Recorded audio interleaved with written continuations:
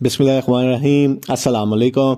ये जी सीईओ साहब का एक वीडियो पैगाम आया है जिसमें उन्होंने कंपनी के जो हालात हैं स्पेशली जो ग्रुप्स के अंदर हो रहा है उस पर रोशनी डाली है। क्या कहा उन्होंने वो आज की वीडियो में देख लेते हैं। सबसे पहले उन्होंने कहा कि जिस तरह आप पे मुश्किल वक्त था उसी तरह मेरे पे भी मुश्किल वक्त था, वो अब गुजर गया है और हमें कामयाबी मिली है जो कि बेल हो गई है। जब मैं गिरफ्तार हुआ तो उस वक्त भी यही कहा गया था कि जी 10 साल से पहले रहा नहीं हुआ होगा, लेकिन ऐसा नहीं हुआ। और फिर वो उस टॉपिक पे आ गए जो इस टाइम पे हॉट टॉपिक है, जो कि इस टाइम पे कंपनी जिसको नेगेटिव प्रोपेगेंडा कर रही है।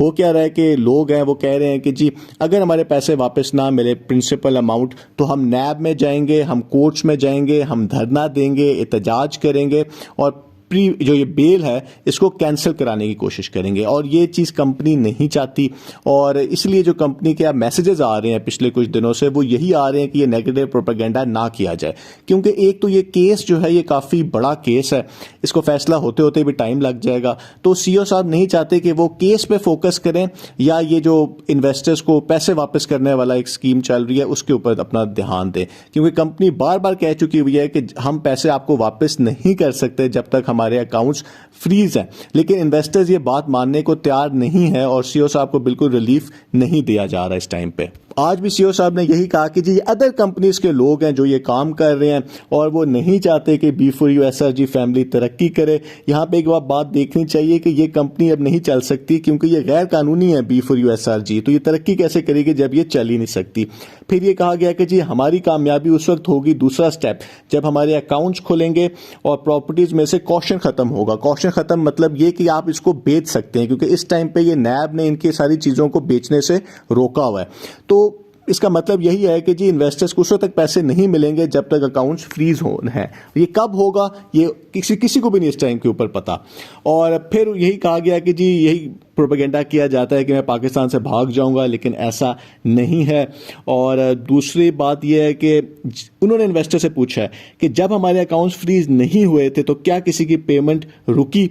तो यहाँ पे एक बात देखनी चाहिए कि यही तो गवर्नमेंट ऑफ पाकिस्तान कह रही है कि जी जब तक ये मनी रोटेशन थी, वो इल्ज़ाम लगाते हैं कि जब तक जो है आपके नए मेंबर आ रहे थे और बैंक अकाउंट्स में पैसा आ रहा था तो उस वक्त तक आप पुराने मेंबर्स को पैसे दे रहे थे। तो जैसे ही अकाउंट्स फ्रीज हुए, नए मेंबर आना बंद हो गए, तो पुराने मेंबर्स को तो भी रुक गए पैसे और नए मेंबर्स को तो बिल्कुल ही रुक गए। फिर उन्होंने बताया कि जी जो हम कानून साजी करवाना चाहते हैं, एफर्ट्स कर रहे हैं कि पाकिस्तान में नेटवर्क मार्केटिंग लीगल हो जाए और क्राउड फंडिंग का कोई कानून बने, क्योंकि गवर्नमेंट चेंज हो गई है तो इसके ऊपर भी अब एक्शन हमें जीरो से करना होगा। फिर उन्होंने एक दफ़ा फिर जो है वो बताया है कि जी जब तक मैं हूँ सबको पैसे वापस मिलेंगे। आपने पैसे जमा कराए हैं कैश बॉक्स से, कार कमेटी से, एक्टिवेशन फी से, वो कंपनी के पास आए हैं तो वो सबको वापस मिलेंगे। और एक दिन उन्होंने शिकवा भी किया कि जी मैं जो भी करता हूँ उसको नेगेटिविटी में उसको दिया जाता है, हर चीज़ का नेगेटिविटी का निशाना बनाया जाता है। अब हुआ क्या कि पिछले दिनों इन्होंने एक फंक्शन में ये चीफ गेस्ट थे जिसमें रावलपिंडी चैम्बर का फंक्शन था कि कुछ यतीम बच्चों को ईद गिफ्ट देने थे। तो अगर आप उस वीडियो के नीचे कमेंट्स देखें तो वो यही थे कि जी हमारे पैसे वापस किए जाएं, आप इनको तो पैसे दे रहे हैं, गिफ्ट दे रहे हैं, हमें क्यों नहीं पैसे वापस कर रहे। और ये एक और था कि जी ये एक्टिवेशन फीस किधर गई, क्रिप्टो के पैसे किधर गए, पहले हमारे पैसे क्लियर करें फिर कहीं और पैसे लगाएं। तो बेसिकली हो ये रहा है कि जो भी वो अच्छा काम करने की भी कोशिश करते हैं, क्योंकि फ्लाई काम तो वो पहले भी करते थे, उसको अब नेगेटिविटी का निशाना बनाया जा रहा है और इसकी जो इंटेंसिटी है वो कुछ अरसे से काफ़ी तेज़ होती जा रही है।